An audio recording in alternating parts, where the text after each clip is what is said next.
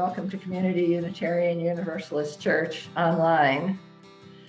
I'm Joyce Thompson, today's worship associate, and we're so glad you're here. Unitarian Universalism attracts people who have traveled many different paths and hold different beliefs. Our sanctuary walls display symbols from the major religions because all are welcome. Some people we see at our Zoom services every week have been with the church. Our members of the church have been with it for 45 years or more, and others may have only heard about us last week. Whatever path has brought you here today, we cherish your presence and hope you'll find spiritual inspiration and a feeling of community today. This morning, our own pastor, Chris Cervantes, will interview 3 members of our congregation who will share the journeys that brought them to Community Unitarian Universalist Church.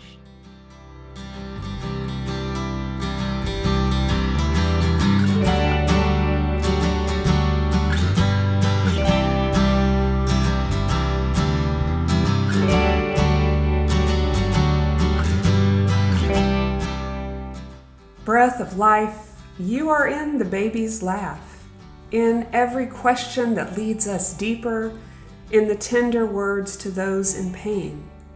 You are there, Spirit of life, in the prophet's call for justice, in the cries of those with no hope, in forgiveness and forgiving. In this time made sacred by our presence, by gathering together in the name of love and truth, draw us closer to one another, then guide us out to serve those hungry, suffering, and lonely. And in doing so, lead us into the life abundant, a life where we find home and hearth and hope in it all. Come, let us worship together.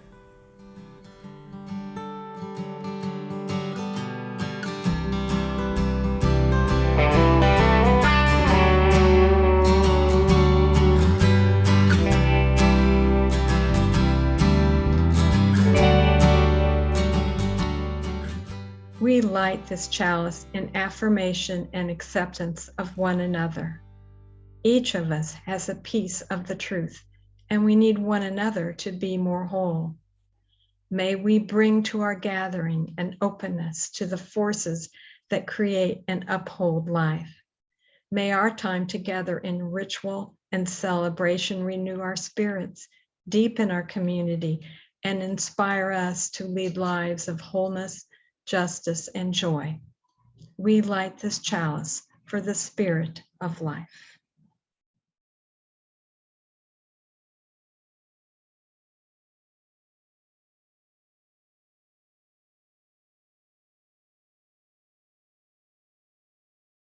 This church, like all Unitarian Universalist churches, is founded on a shared vision rather than a required creed. We believe that every being on earth has inherent worth and dignity and deserves to be treated with kindness. We reaffirm these values every week by reciting our covenant aloud. Please join me now, unmute yourself, and join me in saying, love is the spirit of this church, and service is its law. This is our great covenant, to dwell together in peace, to seek the truth in freedom, and to help one another.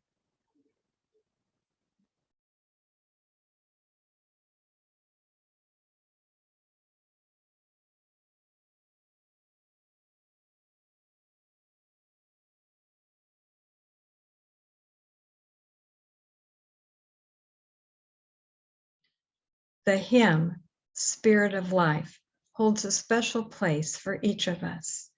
The lyrics touch us as we each blow in the wind and rise in the sea.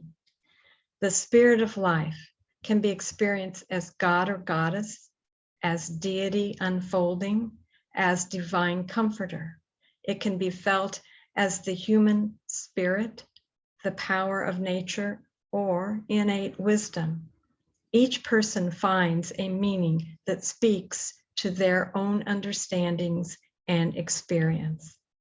As Unitarian Universalists, we have many ways of naming those things in life that inspire wonder, awe, and reverence. Whether or not we believe there is divinity at work in our universe, we experience moments of what our Unitarian Universalist principles name as transcending mystery and wonder, and an openness to the forces that create and uphold life.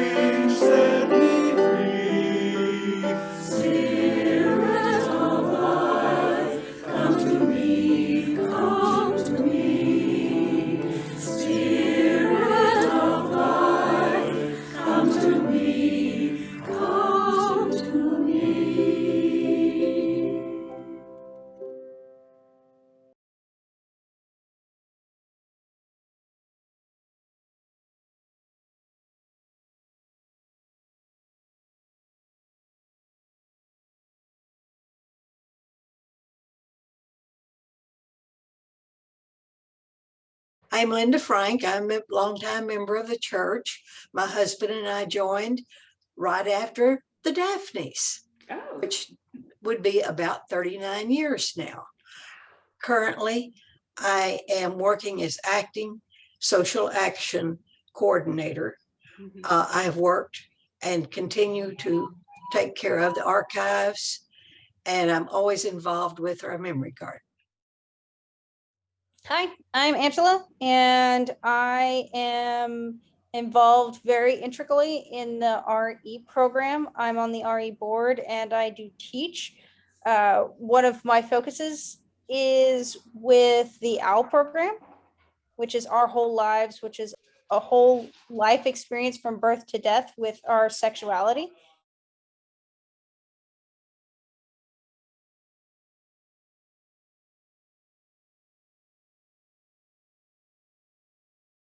I'm Jim Hinton, fellow UU member.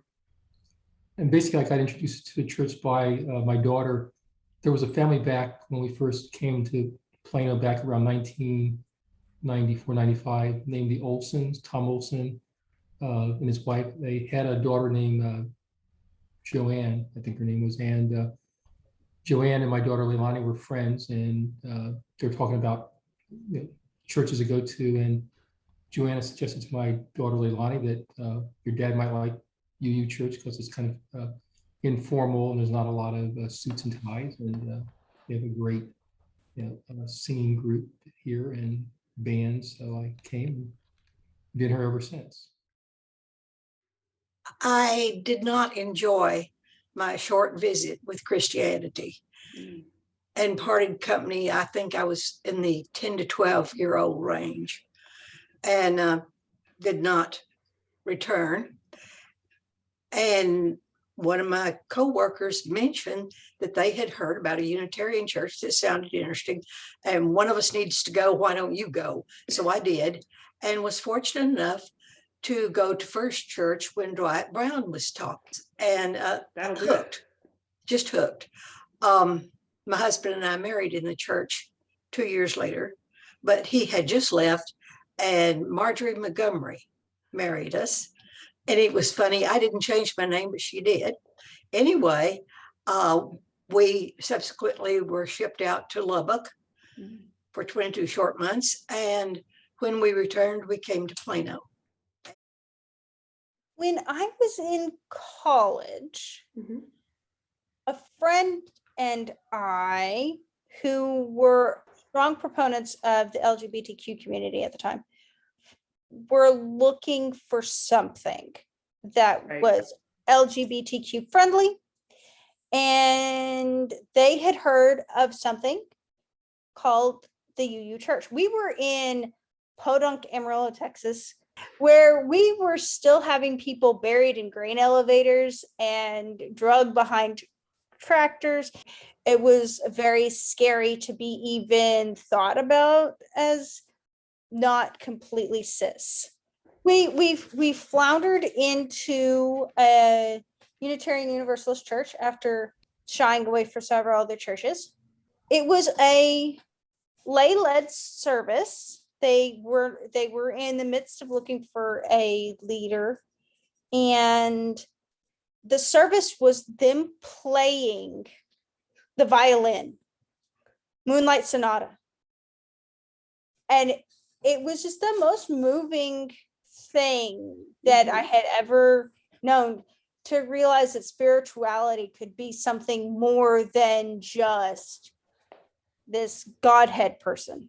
My parents were Baptist, but they had gotten kind of turned away from that. So I was actually raised atheist until I brought my parents back to the Baptist church, which was the worst mistake of my life. But then they moved to United Methodist Church. And so I spent my teenage years very active in the United Methodist Church. I was the president of our youth group. I was actually, until my senior year of high school, going to be a missionary.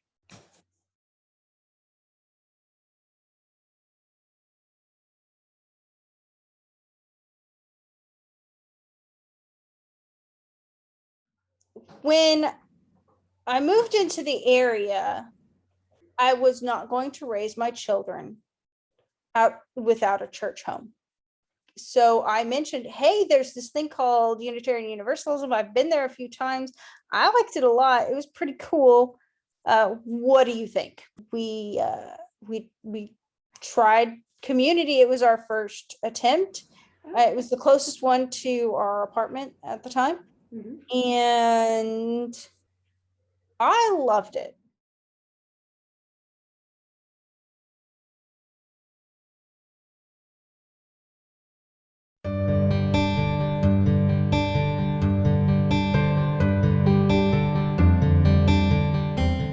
This poem is called Spiritual Journey by Annalee Somerville.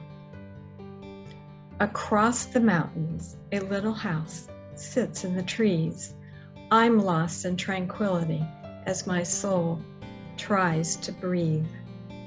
White clouds moving slowly, the breeze a calm still. I'm caught in the moment as my heart starts to heal. A piece of me in the startling blue sky. As I spread my wings, my soul starts to fly. I fly to unknown places where pain and hurt once dwelled. As the memories flow past me, my eyes start to swell. Teardrops drip slowly down my cheeks. The wind wipes them dry and gives me some peace. Soaring so free over water and land, my spirit guide gently takes me by my hand. She shows me what was and what's meant to be, and why my life is so important, it seems. A long soar, like the eagle high, I bow my head and start to cry. Back on the land across from the trees, I began to realize what healing means. It means not to forget, let the past flow of all the horrors one's soul had to go to take the strength and apply them to life is a valuable lesson I've learned this flight. Alone in the sunset, I watch it go down when I finally realize what peace I have found.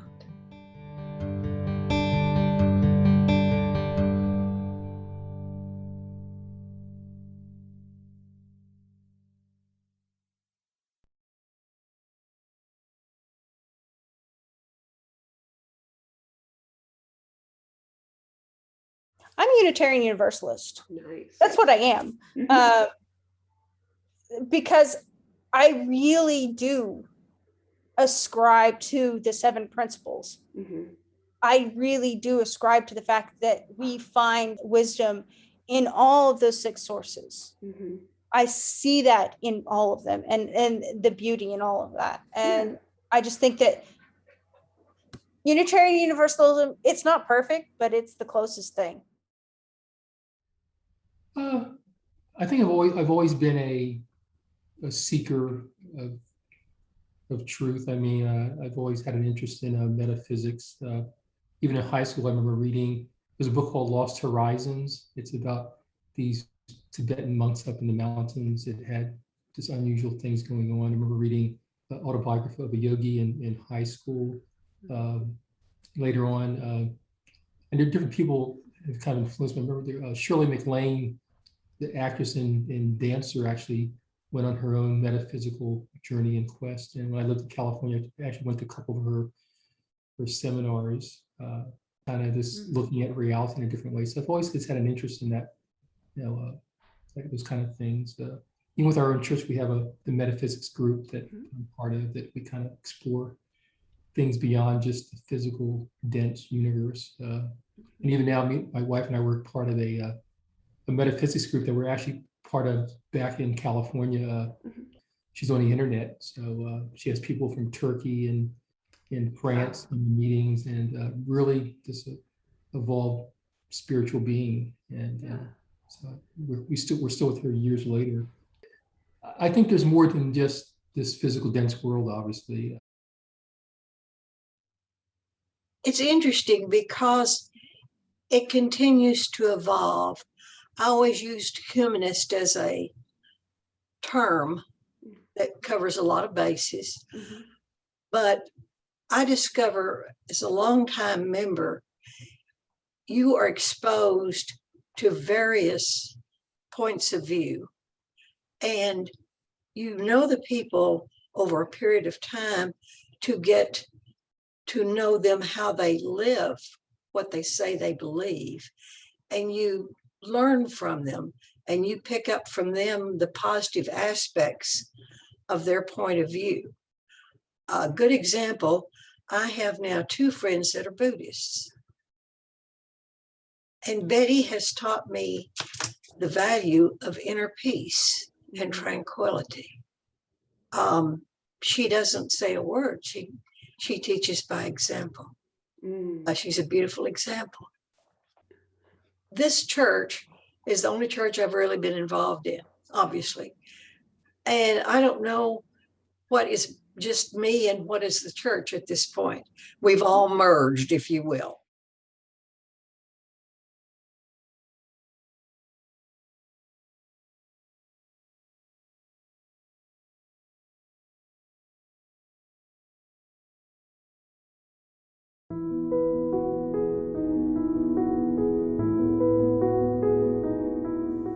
Come into this community of your heart, where you have been held in love and in comfort, where you have shared your joy and your spirit, where you have asked questions because you felt they needed asking, where you have found friendship and companions, where you have sometimes not agreed, and sometimes not felt comforted, and sometimes not felt heard. Bring your broken heart and your grief. Bring your confusion and your questions. Bring your anger and your pain. Bring your hope and your energy. Share these things, for here in this place we can be together. Here we can gather in all the joys and sorrows, as well as those we speak only in our hearts, and lay them on the altar of community.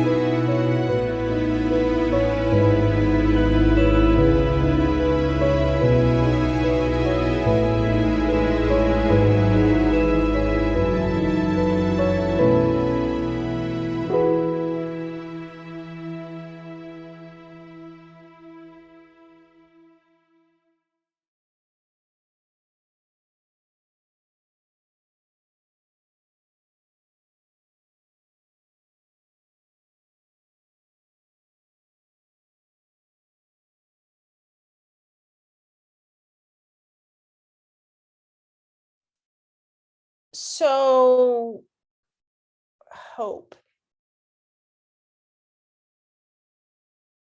I think basically I'm a hopeful type person. I don't think in a Pollyannish way, but I think there's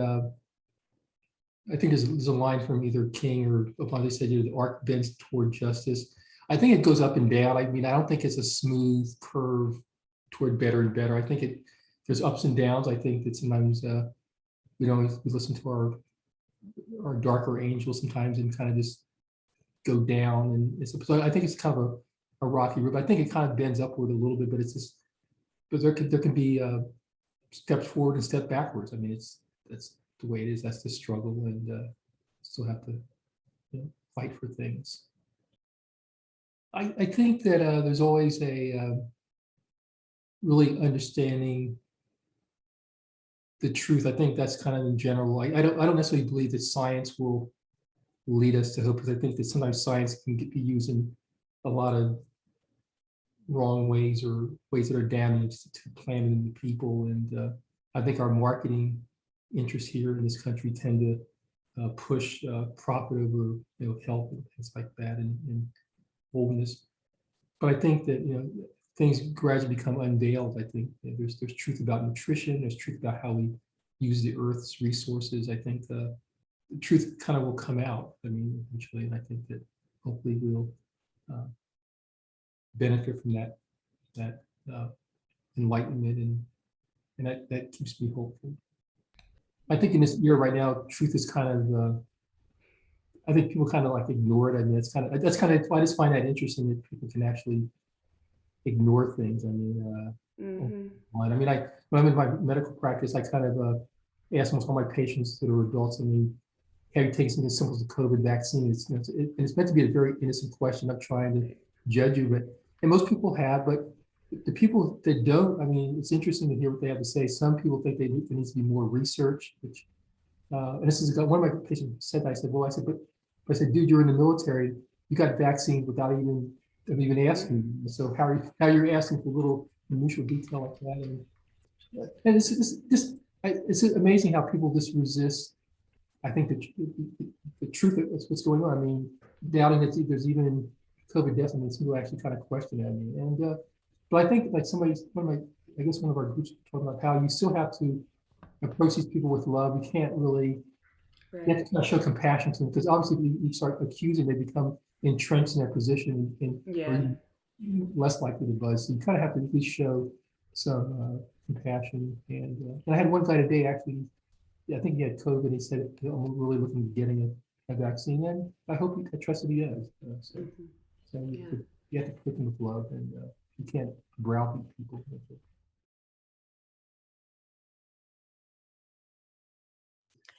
Concerns for the environment, I think, are still rampant. I have grandchildren. I have great grandchildren. That type of concern.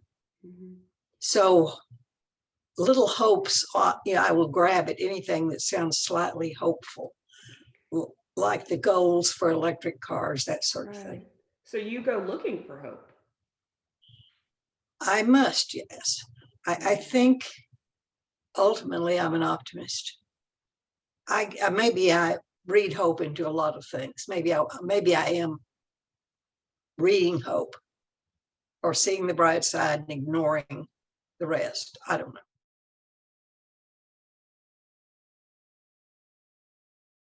Hope is hard to find. I think we are always chasing hope. Okay, so hope is the future, right? It's the ability that the future has to be better than today. It has to be. Like, there's no other possibility. Even if today is fantastic, tomorrow has got to be better. I guess it's that growth mindset. It's just like, today's great, tomorrow has to be progress. Better. Constant progress, constant being better. And when today sucks, tomorrow really has to be better, because there's no place but up, right? So I guess that's kind of where hope comes from for me, is just like the knowledge that tomorrow exists. And do you believe that every day will be better than the last? Today I do. Good answer. Yeah, I like it.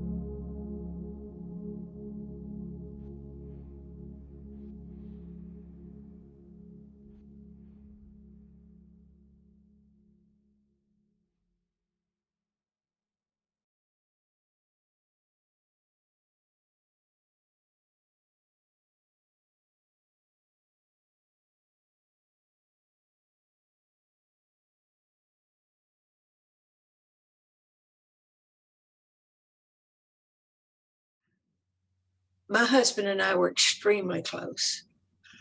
It was a very good match. We were a very happy couple. And he died one day. I mean, I went to work early and got a call to please go to the hospital. And he had died at where at the time he had a small business, and he had gone to work and died. Sudden heart attack. And I went to the hospital. Anyway, they called our church early in the morning, and our brand new interim minister answered the phone, and he was there. He was at the hospital. He didn't leave my side. He obviously called others. I felt very alone, but by the time we got back to the house, it was full of Unitarians. Amana Daphne's my next door neighbor, and she had a key to my house. And that probably explains a lot of it. But I had people there. And I called my family, and they said, that's too bad. Tell us when the funeral is, and we'll try to make it. So all I had was a house full of people that wanted me to feel better and comfort me. I will never forget it. Wow. This went on too long, really. But eventually, I would find myself finding a reason to go by church. If there was a work party of any kind, I'd show up so I could be around people. Yeah. And very supportive. But I learned something from it. Mm-hmm. At the time, Beverly Fleming was still working. She's a nurse. And her husband, Jerry, was receiving radiation.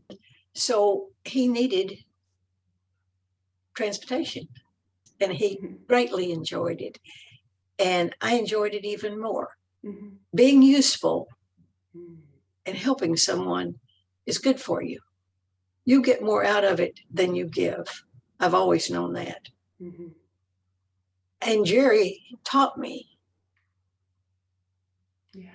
that this is the answer to crawling out of your ditch, is to be useful to others. Oh, for sure. I mean, I think everybody has had that point in their lives. But I think that that's why hope is so important to me now, and why I focus so fervently on making sure that I keep that in my frame of reference at all times. I won't go into super details, but I had a very traumatic childhood. Yeah. The 5,000 other things that I've gone through in my adult life in the past 5 years is nothing compared to my childhood. So like this is a cakewalk. Yeah, so this is kind of a cakewalk. Like this is not a big deal. I mean, it sucks, but it's just a different suck. What have you done in those times where you were in despair? How have you gotten through? Well, I took control of what I could take control of. Mm-hmm. I realized what I didn't have control of. And I worked on being able to accept that. So just kind of the knowledge that I had that power was helpful. Mm-hmm. You do what you do. You do what you can do. You do all that you can do. And you have to give yourself the grace of that. My daughters say I'm too overly optimistic, and I think that's probably true. I mean, sometimes you can always, is a glass half full or half empty? And I tend to think the glass is always half full, and it's just the way I look at things. And so I don't think I truly had. I mean, had true. I mean, I haven't lost a child really. My health has been pretty good. Most of my friends haven't really had major problems. I mean, so I basically, I've never been, I don't think, hopeless. If you had to give advice to someone who is in that position. I remember this one line when I was part of the, years ago, they used to, the Turtle Creek Corral used to invite people from the community into their group singing. So, and I think one of the lines they said that the message was, it gets better. I mean, despite you being a youngster, people rag on you. I think the kids out in middle of the country, committing suicide because their friends, kind of make bad remarks on Facebook. If they were just saying it gets better, was a line that Marilyn likes to say, this too shall pass. I think that it's as important to be hope for someone else as it is to make sure you are hopeful yourself. I think that's where you find hope more often than not, honestly.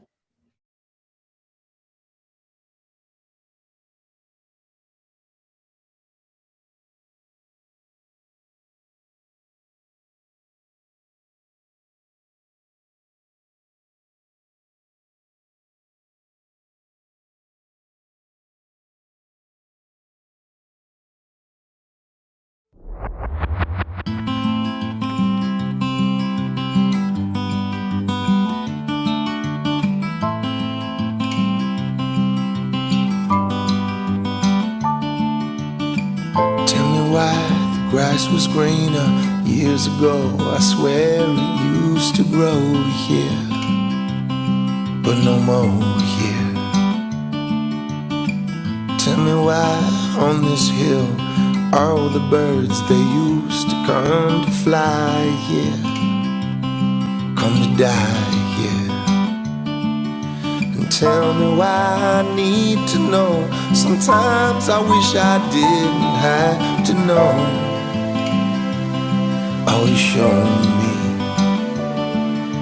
Hey world, what you say? Should've stuck around for another day or two. Don't give up on me, I won't give up on you. Just believe in me like I believe in you.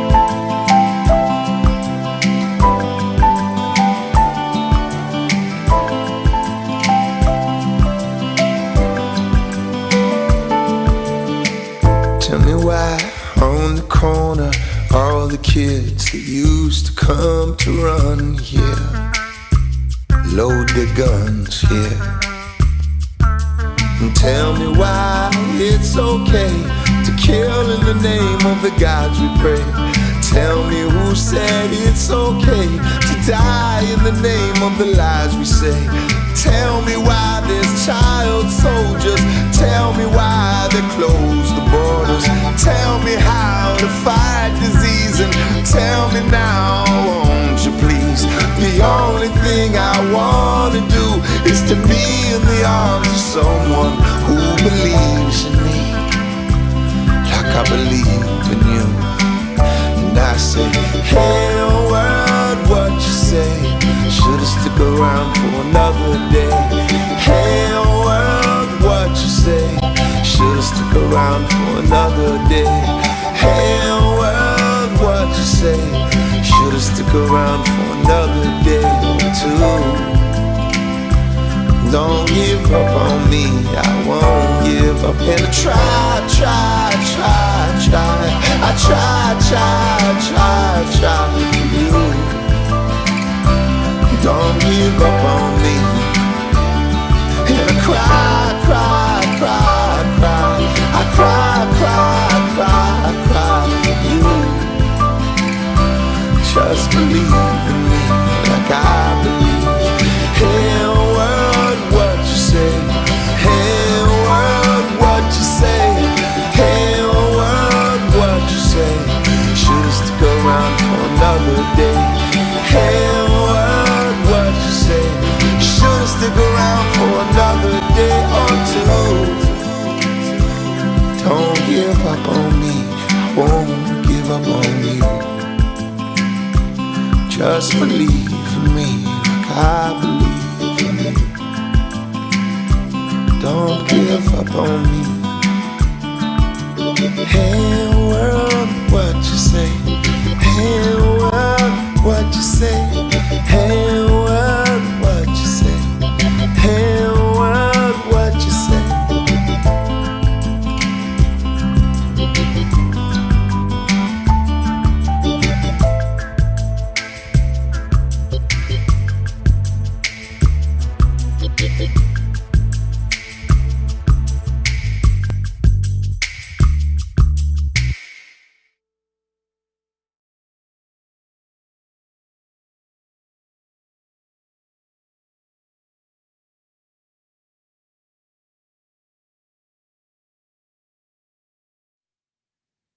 The act of giving is as essential to our spiritual well-being as anything else we do here this morning. Let us look into our hearts and see what is available there. How much love, how much generosity, how much faith, how much gratitude, and how much hope. Let us take our offering from that account. We are grateful to those who have made an annual pledge to the church and to those who give when they can. To donate, you can go to the church website and get our address if you want to mail a check to the church, or you can just click on the donate button and do it electronically. Again, thank you for your support and your generosity.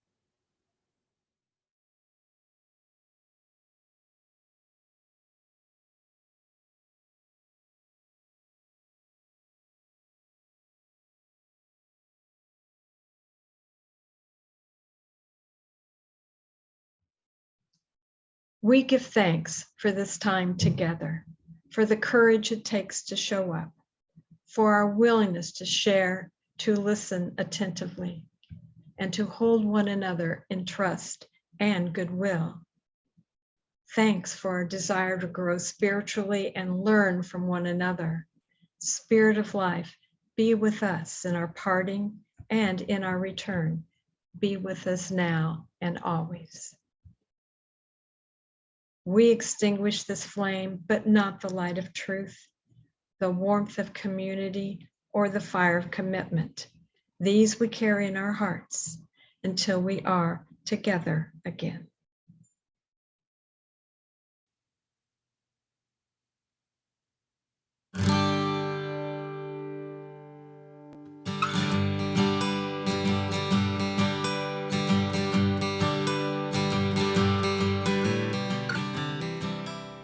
Eight years ago, Patrice Cullors wrote a sort of mission statement for Black Lives Matter. Provide hope and inspiration for collective action to build collective power to achieve collective transformation, rooted in grief and rage, but pointed towards vision and dreams. This is beautiful not only because it is hopeful, and not only because then Black Lives Matter set out and did and is doing transformative work, but because it acknowledges that hope can coexist with difficulty and suffering. The sadness in the depths and the fury that burns above are not incompatible with hope, because we are complex creatures. Go in peace with the many words of wisdom that have been offered today. Take what you can and what you need. The rest you may leave for someone else or just leave behind. Either way, go forward into your week knowing that even if hope is hard to find, it is there and someone else may be holding it and waiting for you.